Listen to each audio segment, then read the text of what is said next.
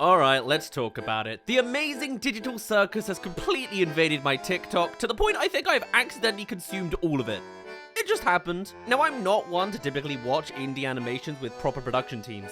I just never got around to it before. I haven't seen Has Been Hotel, only just realized it's not attached to Habbo Hotel. Why are you like this? My only real experience is probably the Don't Hug Me I'm Scared series, but Digital Circus here has all the ingredient pieces to be just madness. And it already is. It's quirky, silly, with horror elements and got a banger of a main theme. Reaction gifs are practically built in, there's lovable characters and design, deep lore to understand, and a mystery lingering in the background.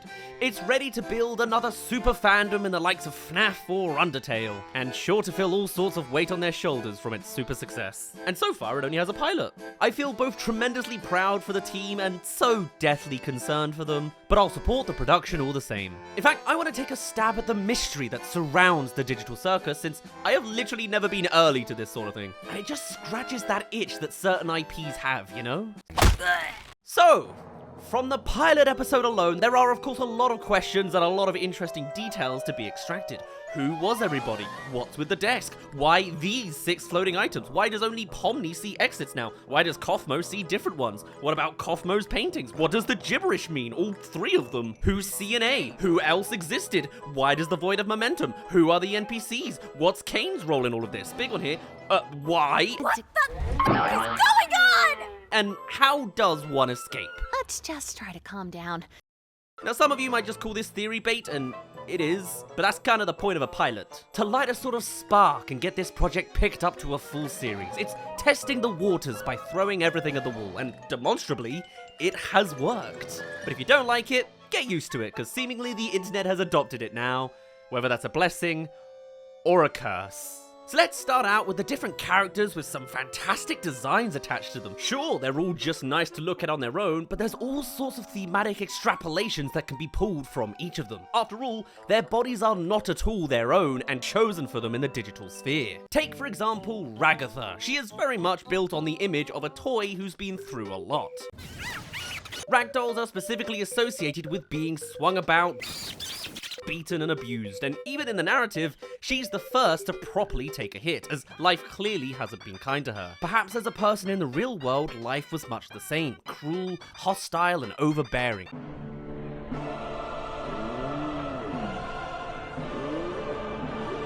And in response to that experience with a new slate and wiped memory, Ragatha comes off as a severe people pleaser. Her objective throughout most of the runtime is looking after other people, checking up on them, giving support wherever she can. Even when faced against an abstracted Kaufmo, she tries to calm rather than abandon them. And for that, she herself gets abandoned, and has the gall to apologize for herself after the fact. A tragically sweet character in a horrible world. But let's take this idea further. If characters are responding to a type of trauma, another coping mechanism in this world is to just claim any sort of power yourself. The world can't encompass you if you don't really care about anything. Causing chaos in any direction gives you the one-up. And that is the method right up Jax's alley. Just be an antisocial douchebag. Can't wait to see when the fandom despises him for doing some pretty bad stuff later on. You'll never know until it's too late. But he still seems to be a perfect traumatic character for the future, as much as he is a closed book at the moment. Noting how he has a key for everyone's room, seemingly the only thing he does care about. Finding access to doors, it seems, huh? This guy feels like he walked right out of the 1930s. Or Fortnite. Very much potentially based off of some branded rabbit thing, but I can't remember it right now. He's tall, lanky, with a near constant smile. Mischievous but soft. And when the going gets tough, he runs right away. Just as scared as a real bunny. An animated plushie. A conniving design for a conniving guy. Thank goodness this is all a dream, right, Pomni? Zooble we see the least of, but despite the brave front, perhaps she's the type of person who completely falls apart under pressure. So influenced by the people around them in their real life that they don't really have too much that they can claim as their own. Shaped by their surroundings and angry at the world for giving them nothing for it. What kind of name is Zooble anyway? It's the most alien and abstract of the bunch, and I'm gonna need some time for this one to grow on me. Sounds like a Rick and Morty invention. Gangle, I like to think, has multiple personalities. She's only seen with the comedy mask briefly, but look how jolly she looks. Could easily be far more confident when this form isn't shattered. Of course, in either scenario, they are still fully hiding behind a mask. So fragile in reality that their body has almost no form at all, except threadings of a delicate ribbon. So, Kane, we having a new adventure today? And then there is Pomni. Kane! Who's this clown? In the image of a jester that's small and weak, perhaps in their past life they were quite literally always the butt of a joke.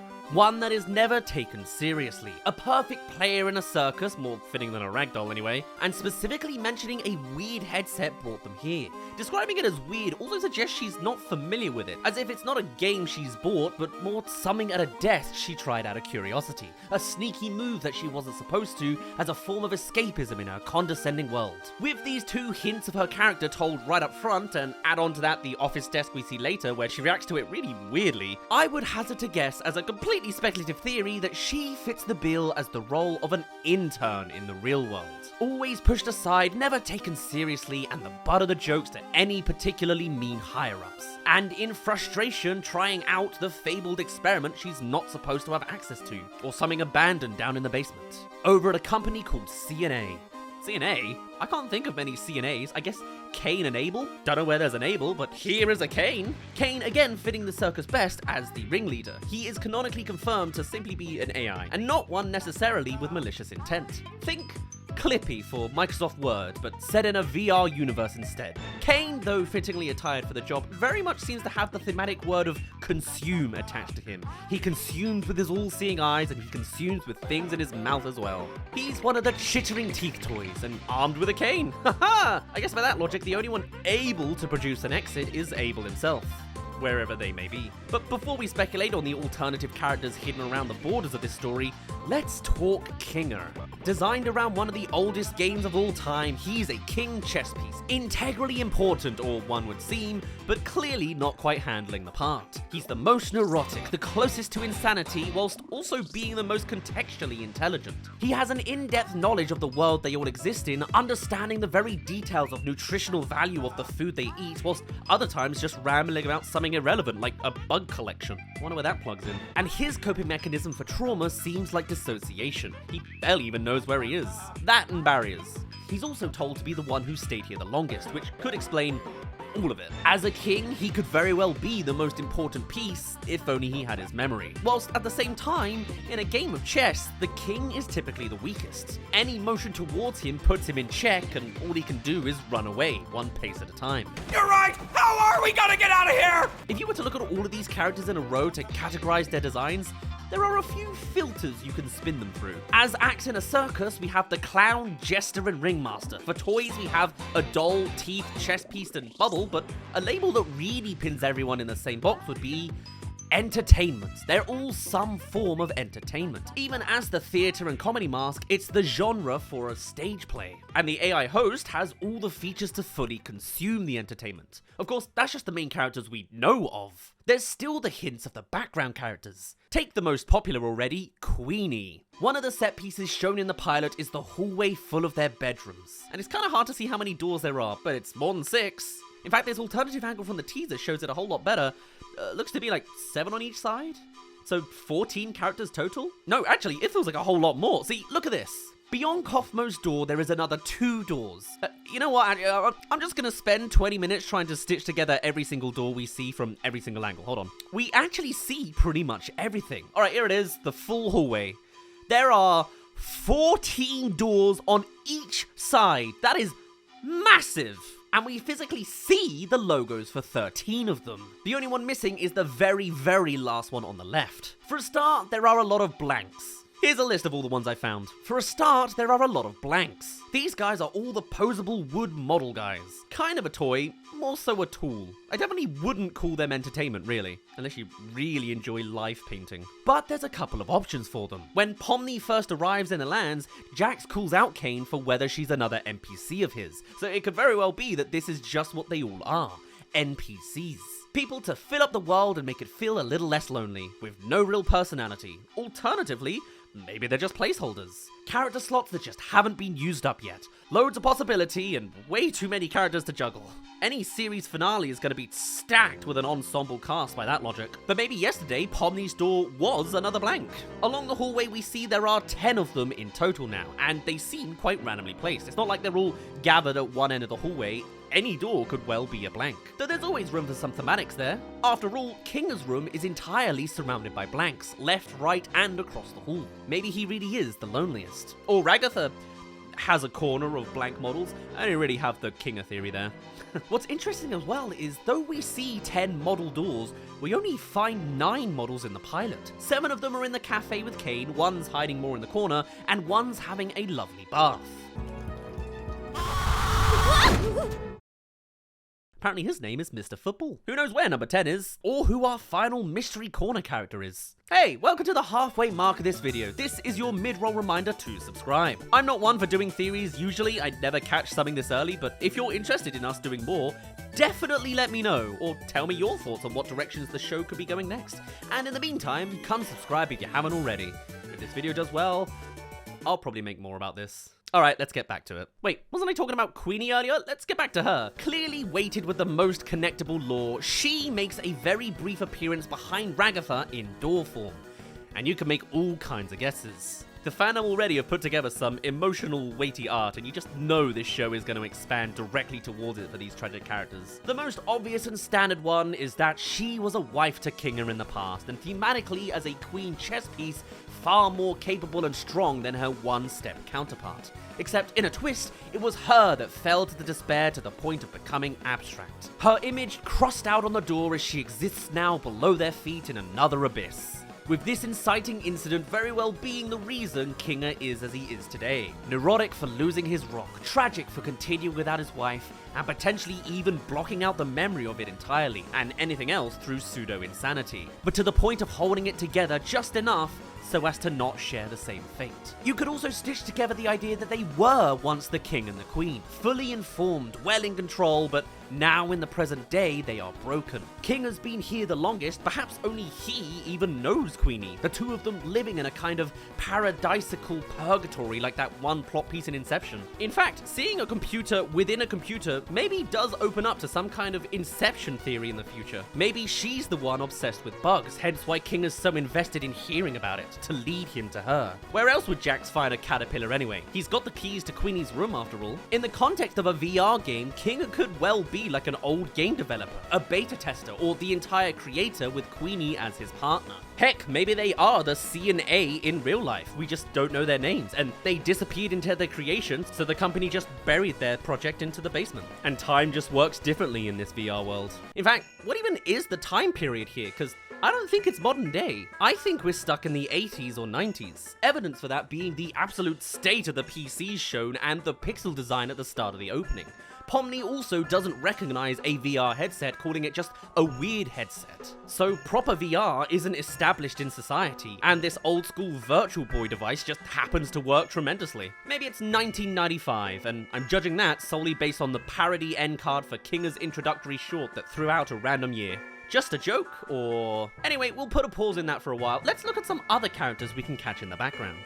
Alongside the 7 we know, the 10 blanks and Queenie, we can also catch, and excuse my poor eyesight here, Sock Puppet Pup, Sad Clown, Purple Ghost, is that a witch in hat maybe? Purple Dinosaur, Yellow something, I could not tell you, Pizza Slice, Butterfly, Finger Snake, you know, the one you wriggle between your fingers, Yellow Dog, Blue Glob like Grimace from McDonald's, and another Jester, Goofier, Tongue Out. That's quite the cast of characters, and opens up all the more parallels between everybody. All the more filters, you know? Yellow seems to be a recurring character choice, as does Purple now. Is that relevant? Multiple dogs are here, or just animals in general could be expanded. Clowns are a thematic choice, even getting a second Jester. What is this? Forget Pomni replacing Kaufmo on her appearance, she's clearly a replacement for this giddy guy. Are they a dog with the tongue out, or a rabbit with those ears? Connecting any of these chaps to a story beat, of course, will be a stretch, but let's see if there's any themes on them anyway. Kaufmo's coping mechanism reflected his design as a clown, as we hear that he was always telling jokes, even if they weren't very good, trying to find relief in humor.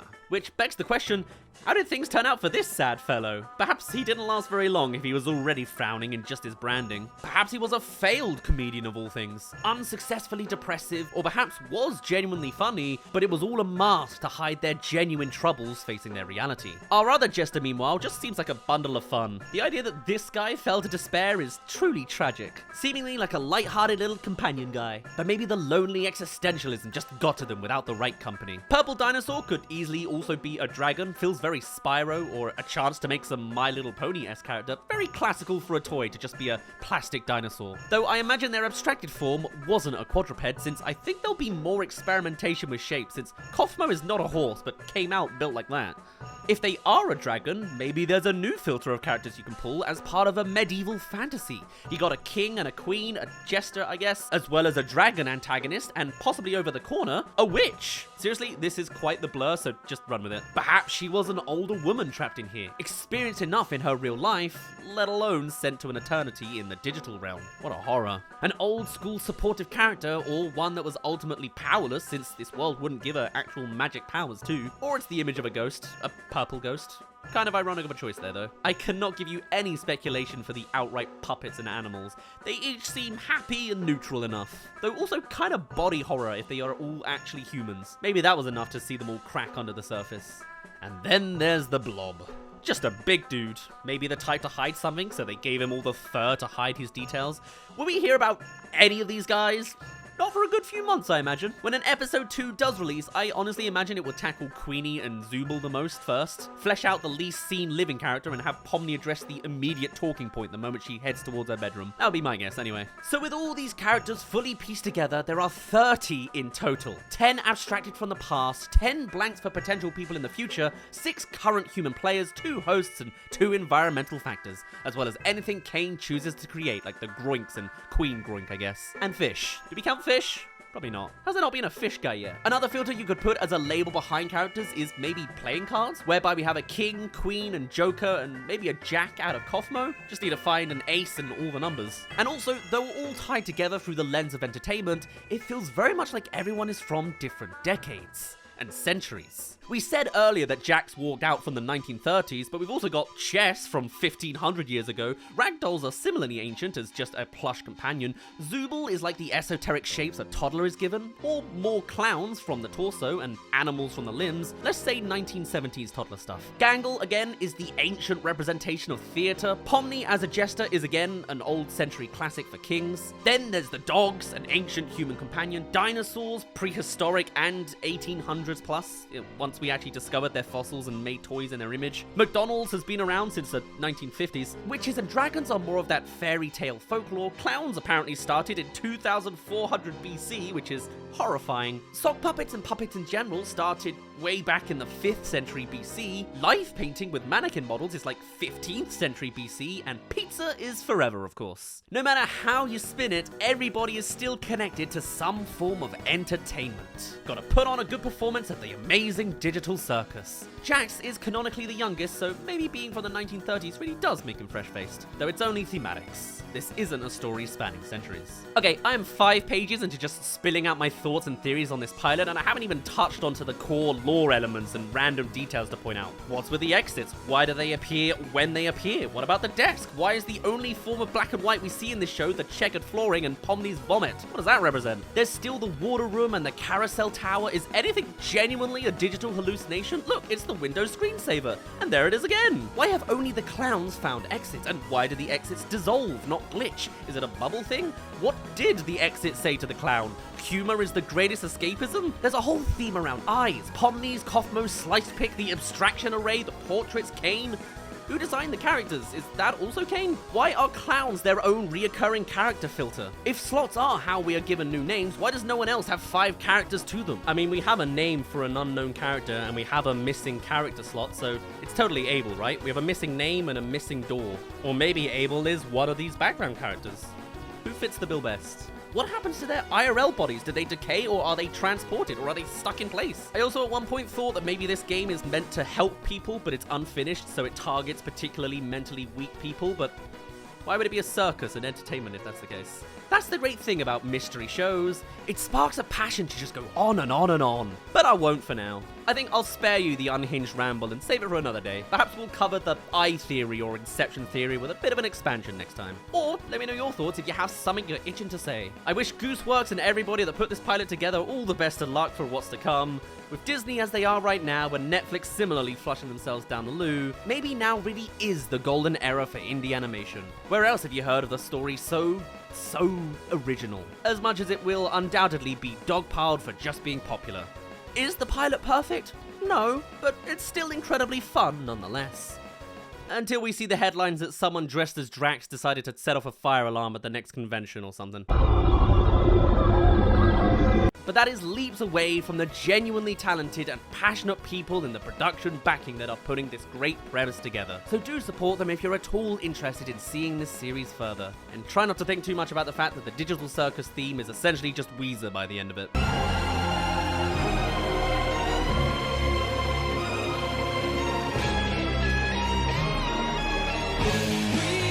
For now though, my name's been Daz, you didn't really care, and I'll see you in a bit.